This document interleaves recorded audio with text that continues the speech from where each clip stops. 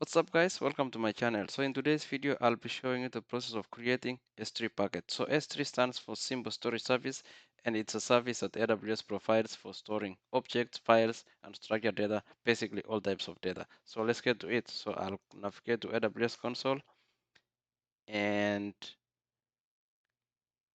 get myself logged in. All right, so it logged me in by default.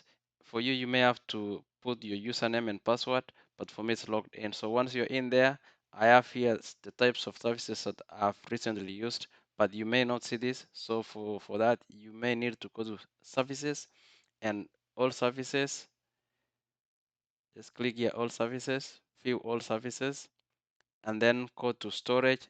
Under storage, you will see S3. Just click that.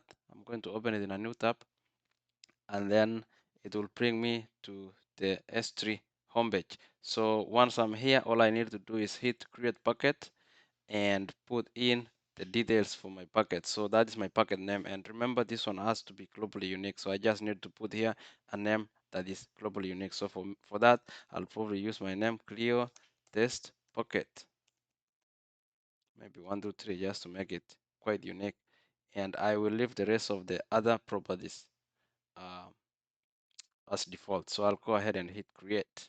Okay, so you can see notification here says successfully created, and that's my pocket name. So I had a list of other pockets, but the one we just created is right this one here. Okay, that's the one we just created. So I'll go ahead and upload a file to this bucket. So I'll click upload, add files, and then in my local environment I'll just select a random file, and right there, that is, you see that file selected, hit upload, and ta-da, your file has been selected. So you can see that file right here. All right guys, that's how you create and upload files to S3. Thank you.